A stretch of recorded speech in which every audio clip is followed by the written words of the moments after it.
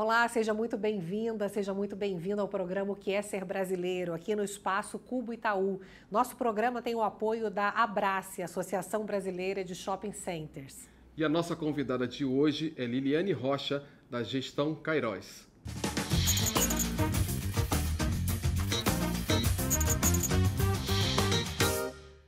Liliane Rocha, que bom te receber aqui. Seja bem-vinda ao Que é Ser Brasileiro. Obrigado, viu, pela presença. Obrigada pelo convite.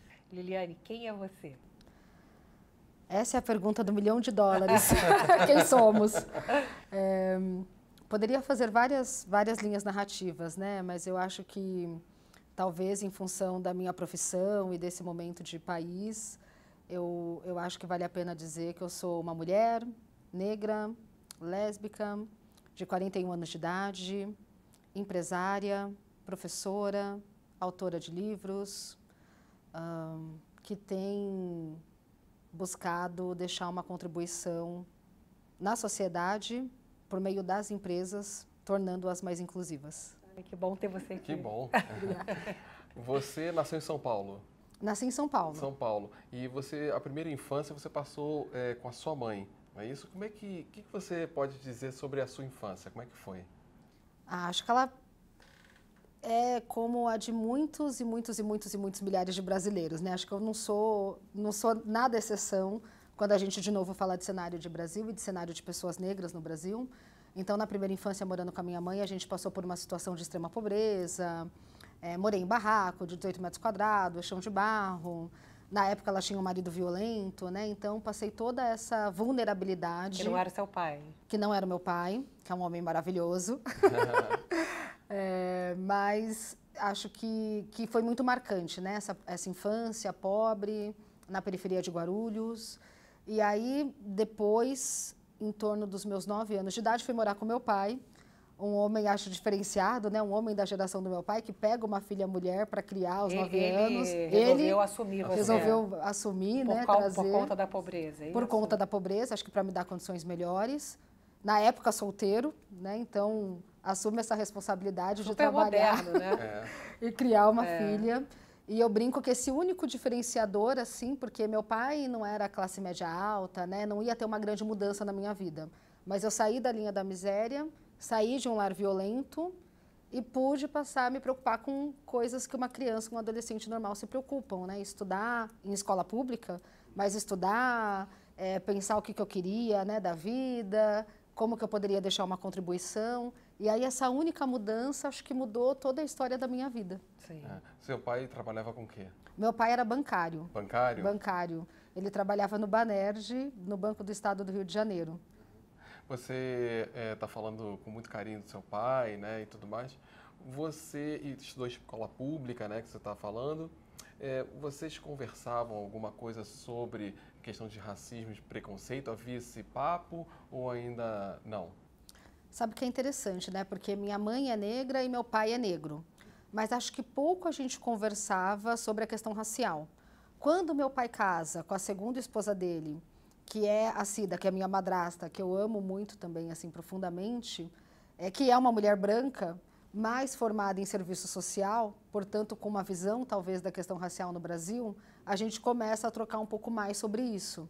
E aí eu, nessa infância, nessa adolescência, fazendo perguntas que eu acho que muitos negros fazem em casa, né? Olha, mas se na minha ancestralidade tem brancos e negros, tem africanos, mas também tem portugueses, por que eu tenho que falar que eu sou negra, né? Não posso falar, porque meus colegas da escola falam que eu sou branca.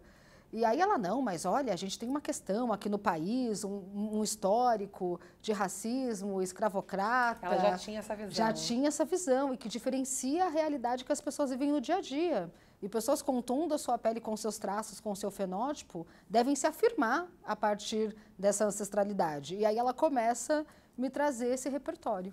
A partir dessa experiência que você teve com a Cida, né?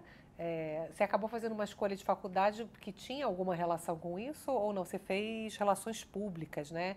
Tinha já algum desejo teu olhar em relação à inclusão, ao racismo? Eu fui procurar a faculdade, acho que de uma forma bem juvenil, assim, o que eu gosto de estudar? Eu gosto de estudar filosofia, antropologia, sociologia, a forma como a gente fala com as pessoas, o que movimenta as pessoas a fazerem coisas, tomarem decisões. E aí, quando eu fui bater nas grades dos cursos, dos eventuais cursos, Relações Públicas era um curso que trazia aquelas questões todas. Até na época, o sonho do meu pai era que eu fizesse direito, que ele veio a fazer depois mais velho, mas naquele momento ele ainda não tinha feito, ele tinha muita vontade que eu fizesse, que eu me tornasse advogada. E eu passei na PUC e passei na Casper, passei na PUC em Direito e na Casper em Relações Públicas e, graças ao bom Deus, eu olhei a grade de comunicação, ela falou ao meu coração, e embora não fosse uma profissão até então tradicional no Brasil, né, acho que, imagina, virei para o meu pai, vou fazer Relações Públicas. O que é Relações Públicas? O que faz? O que faz um Relações Públicas? Mas aí eu optei por essa formação, por sinergia com a grade curricular que eu vi. E tinha negros ali na faculdade? Não tinha negros na faculdade, não tinha negros na faculdade. Eu acho que eu tive 2 marcos, assim, interessante nessa entrada da vida adulta, né, que começaram a marcar um senso crítico em relação às questões que a gente tem no Brasil, né? Um foi a faculdade, porque na minha escola pública tinha um monte de negro, na minha faculdade privada, né, que é uma das referências do país, já não tinham tantos negros. Tinha um ou outro, acho que além de mim na sala mais 2, mas pouquíssimos, não tinham professores negros, obviamente. E no segundo ano da faculdade eu comecei a procurar um programa de estágio. E passei em mais de um até, e escolhi uma empresa holandesa do setor de eletrônicos, e aí para mim foi o baque. Aí quando juntou ali com a faculdade, que eu entrei na empresa, e aí realmente ali não tinham negros mesmo. Então na faculdade já tinha reduzido, mas na empresa não tinha. E aí eu lembro que naquele momento eu comecei a pensar que alguma coisa estava talvez fora da ordem ou em dissonância entre a realidade de alguns lugares e a realidade da vida, né, que eu vivia na prática do dia a dia. Mas foi nessa empresa que você foi trabalhar na área de sustentabilidade? Foi nessa empresa. Isso é legal. Porque nessa empresa, lá em 2005, tinha uma área de sustentabilidade estruturada, eu uso o que eu aprendi nessa empresa até hoje, e uma área de diversidade. Inclusive, eu nem acho que eu teria entrado nessa grande empresa se ela não tivesse, né? Mesmo a empresa não tendo negros, como você está falando, né? Mesmo a empresa não tendo negros, mas tinha LGBT, tinha pessoal de baixa renda, tinha mulheres na tinha liderança, tinha um olhar tá. de um programa, né? E eu entro num processo seletivo de comunicação, me migram para um processo de sustentabilidade, no final falaram, olha, você passou, mas a gente achou que você tinha afinidade com uma outra área, que é desenvolvimento sustentável, que olha para questões ambientais, sociais e de diversidade. E eu lembro claramente que eu perguntei, vocês vão me pagar para fazer isso? É sério? Se quiser, eu faço de graça.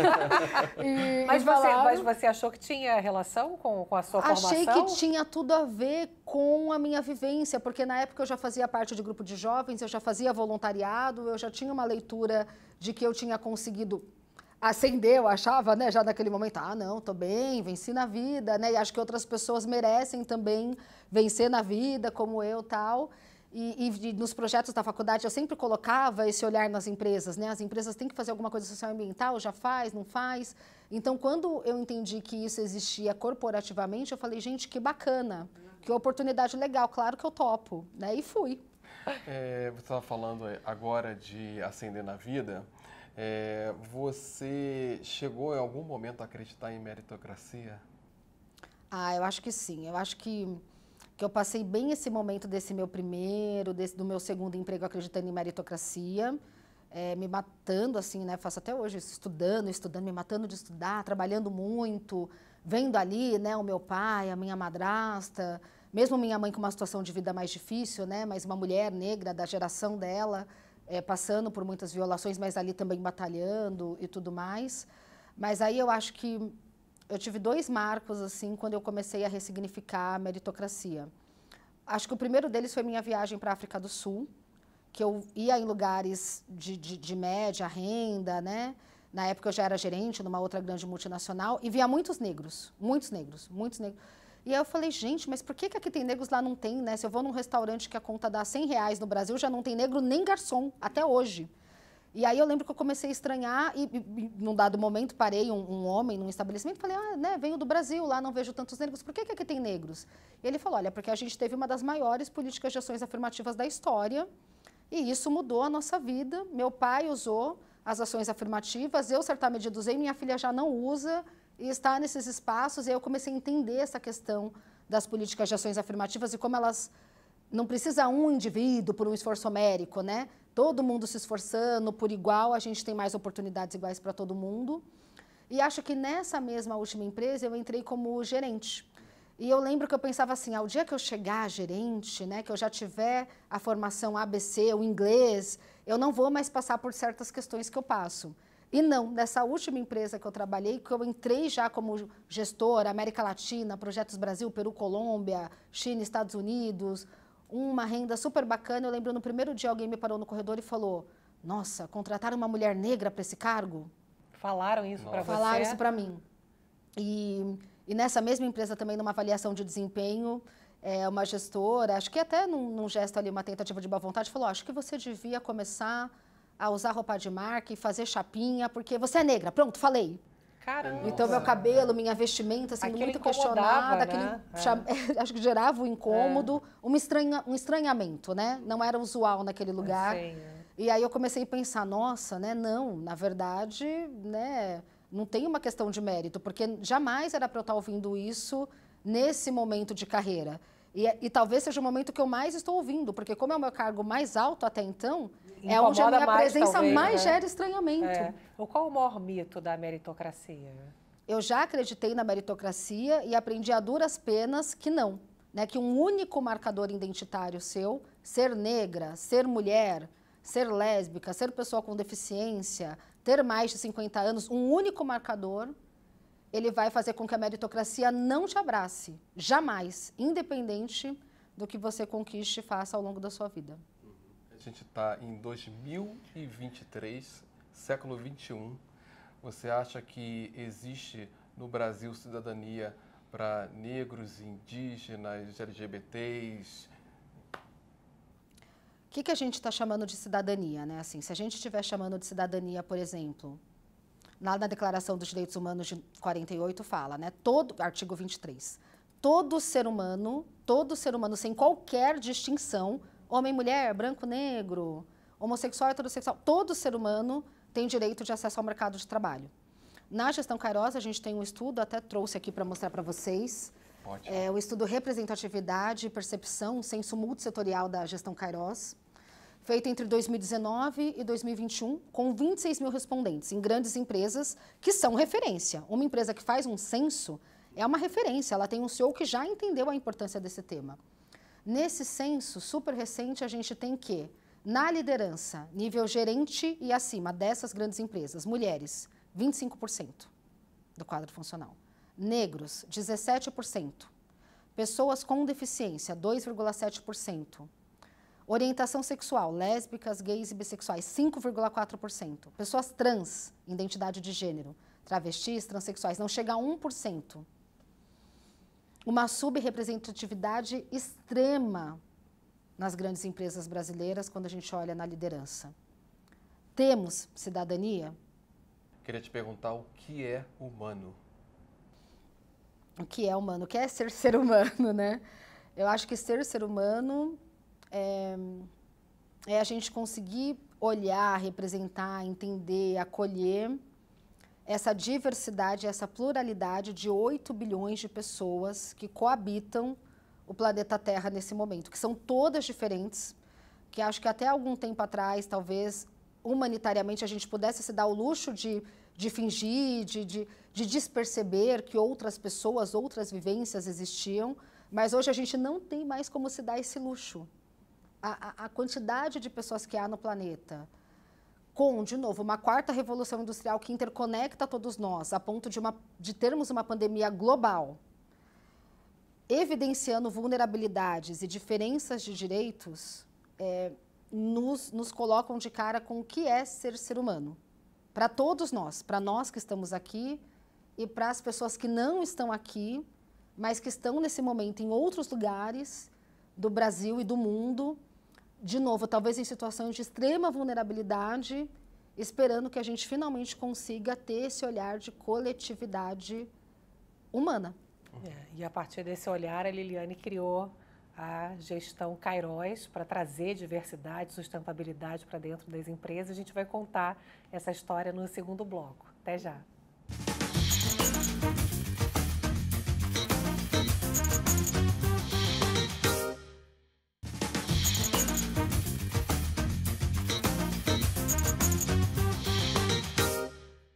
gente volta aqui com a entrevista com a Liliane Rocha. Eu já dei um spoilerzinho ali no final do primeiro bloco, dizendo que a partir desse olhar que você parece que sempre teve, né, e foi desenvolvendo ao longo da vida, criou a gestão Kairos para poder trazer sustentabilidade, diversidade para grandes empresas. Como é que foi o surgimento da Kairos? Eu acho que tem dois caminhos pelos quais eu costumo responder isso. Um é, como a maior parte das empreendedoras, de certa forma, das empreendedoras mulheres e das empreendedoras negras, por necessidade. Chegou um momento que eu entendi que havia uma violência, explícita ou implícita, dentro do mundo corporativo, que me impediria, por exemplo, de ascender a determinados espaços dentro do mundo corporativo. Uma diretoria, uma vice-presidência, uma presidência. Entendi que alguém já tinha escolhido por mim qual era o meu lugar e que talvez eu não pudesse, de fato, escolher onde era o meu lugar. E fiquei me debatendo com isso. Nosso lugar é onde a gente quiser. Não é? E foi um processo muito doloroso. Em algum momento, eu acho que eu falei, não, pera, meu lugar realmente ele tem que ser onde eu quiser, porque senão a minha vida perde sentido, significado. Então, essa acho que talvez seja o roteiro de mais dor dessa vivência que é verdadeiro, que me motivou. E o roteiro mais inspiracional e mais bacana e também verdadeiro, que num dado momento eu pensei, nossa, mas qual que é o estágio de maturidade, de diversidade e sustentabilidade dessas grandes empresas? Porque eu passei por empresas que estavam numa vanguarda futurística, num mundo que me encantava os olhos, num mundo onde todo mundo tinha lugar, num mundo onde estava todo mundo se mobilizando para essa mudança. E passei por empresas onde esse olhar ele não estava posto ainda, ele não estava colocado, tudo era muito duro, as ausências eram muito marcadas, as presenças eram muito rechaçadas. Então, como pegar o que de melhor eu vi e levar para outros lugares? Mas nesse momento eu ainda não sabia se eu ia conseguir ter o alcance que eu queria. Então, por isso que essa história, né, eu pensava isso, mas eu não sabia também que alcance que eu ia ter. Mas era uma coisa que eu pensava, poxa, aquelas boas práticas precisam estar levadas, né, para outros lugares. E por que Kairos? O que significa? Kairos, meus amigos da faculdade achavam meio brega. Em algum ano lá do curso da faculdade, eles falaram, você não vai falar isso no dia da apresentação. Eu falei, eu vou. Kairos, um dos sentidos, né, é o tempo contado com as batidas do coração, que eu acho que é o que eu mais gosto e que sou um pouco brega, às vezes, para quem escuta. Gente, mas dá para sonhar sem ser brega. Tempo contado, olha que coisa linda, com as batidas do coração, coisa mais, né? Mas tecnicamente, é uma palavra que vem da origem grega e faz uma antítese ao tempo de Cronos, cronológico, passado, presente e futuro, para um tempo do momento oportuno. E eu gosto muito, porque quando a gente pensa, né, nessa mulher negra, lésbica, de origem de baixa renda, numa casa de parede de papel, né, de madeira, com chão de barro, passando por tanta vulnerabilidade, imagine se essa Liliane de hoje falasse para aquela Liliane, olha, você, né, terá espaço, falará com as pessoas, transformará a vida de outras pessoas, ajudará numa mudança transformacional e cultural que esse país e o mundo precisam. Né, aquela Liliane ia falar, imagina, né, mas quem é você? Não tenho nem reconhecimento com você. Quem é você? Né? Eu nem conseguiria perceber que essa Liliane, que era eu. Então, acho que esse tempo do momento do Kairos, onde tantas pessoas, né, minha mãe, meu pai, a Cida, tantas empresárias, nossa, eu tive a ajuda de muitas empresárias, Flávia Moraes, Laura Ultramari, Mara Cristófani, Fábio Santiago, teve muita gente que sedimentou um caminho para que eu viesse a ter essas possibilidades e que são verdadeiros achados, né? Assim, verdadeiros acontecimentos milagrosos, digamos assim. Como é que você dá na prática o trabalho? Da gestão Kairos? A gente usa todo o processo de gestão que as empresas já têm. Tem uma frase que eu tenho falado muito que é assim, grandes empresas do setor privado se gabam em ser boas de gestão. Se gabam, às vezes, até de ser melhor do que o poder público em gestão e do que organizações sociais. E são mesmo, né? Porque tudo tem métrica, tudo tem meta, tudo tem que acontecer numa determinada velocidade. Então, é justamente isso que a gente usa. Processos de gestão das empresas para que elas tenham mais diversidade, mais inclusão, sejam mais sustentáveis. Por exemplo, fazendo um diagnóstico.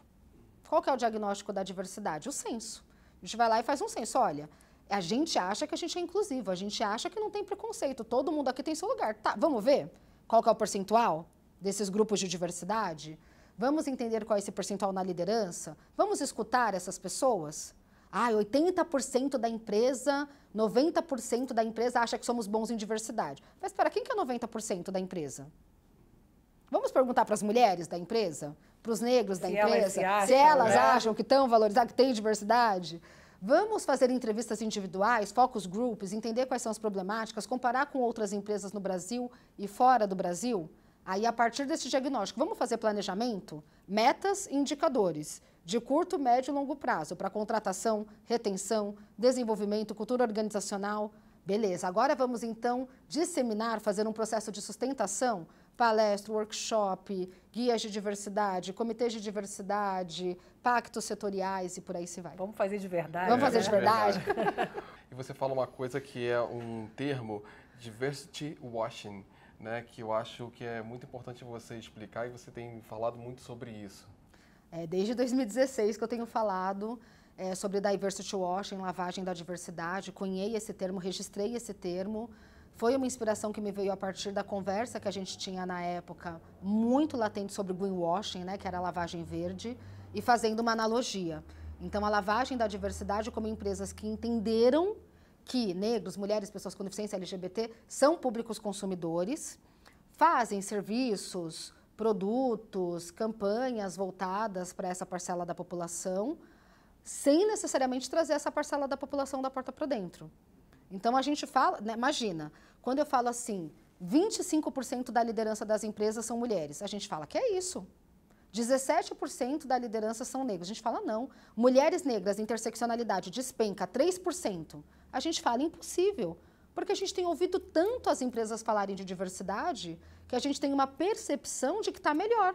Sim. Uma percepção que não é verdadeira. Por quê? Porque fala-se muito, como diria né, os antigos, fala-se muito e faz-se pouco. Você até tem um livro, né, que você trouxe, Como Ser um Líder Inclusivo. Por onde começar? Como ser um líder inclusivo? Comportamentalmente, né? Que eu acho que fica mais fácil para as pessoas. Tenha mais empatia, dialogue mais, que é o que a gente está fazendo aqui hoje. Tenha conhecimento dos seus vieses, porque quando a gente pergunta assim, você é racista? Ninguém é. Você é machista? Ninguém é. Você é LGBTfóbico? Ninguém é. E o Brasil tem das piores estatísticas globais quando a gente olha para essas... Você é capacitista com pessoas com deficiência? Ninguém é. Quem é? O outro. É sempre o outro. Então, conhecer os nossos vieses, respeitar as pessoas e o mais importante, que é o quinto deles, é coloque na prática. Saia hoje na rua e faça uma coisa diferente. Converse com alguém que você não conversaria, olhe para a sua equipe e pense, poxa, né, essa minha equipe é diversa. Veja aquela pessoa da sua família que normalmente não está inclusa, que está distante, que parece introspectiva. Essa pessoa é introspectiva ou os temas que ela traz, por algum motivo, não estão sendo acolhidos na família, né? Como que a gente está lidando com as pessoas? Um comportamento. Isso que você está falando é muito interessante, porque a gente aqui no canal, né, a gente também tem muitos pequenos empreendedores, né, que assistem o canal. E às vezes a gente escuta muito falando assim, mas esses projetos de diversidade e inclusão são projetos muito grandiosos, muito caros, são para grandes empresas e tudo mais. O que você poderia falar para esse pequeno empreendedor que quer começar um projeto desse? Mudar esse olhar, né? Ampliar o olhar. Então, mesmo um pequeno empreendedor, ele compra algo de alguém, né? Ele tem fornecedores, ele compra a matéria-prima de alguém. Quem são esses fornecedores? Eu sempre escolhendo os mesmos fornecedores? Eu estou escolhendo fornecedores da minha própria comunidade? Eu estou escolhendo pequenas fornecedoras também do mesmo tamanho da minha empresa para trazer para esse processo? Quem são os meus clientes? Por menor que a empresa, às vezes eu falo, nossa, é uma vendinha pequenininha. Tá, mas quem compra na sua vendinha de doces?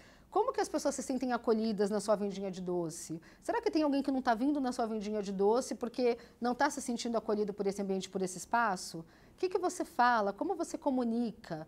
Então, de novo, é no detalhe. A diversidade e a inclusão, ela acontece nos detalhes. A sustentabilidade acontece nos detalhes. Que matéria que você está usando? O que você está fazendo com o copo? Você está deixando a luz apagada ou acesa? Você está deixando a torneira ligada ou desligada? É no detalhe. Pequenos... 1 milhão de pequenos detalhes, né? 1 milhão de pequenos detalhes fazem a diferença no dia a dia de todo mundo. Você falou do que significa Kairos, né? O tempo do momento, não é isso? Que tempo você quer ver chegar no nosso país? Que tempo. e mais, talvez mais do que tempo eu quero ver chegar, em que tempo eu quero ver chegar, né? Uma coisa que me... Eu tenho 41 anos, já falei. Quantos anos mais eu vou viver?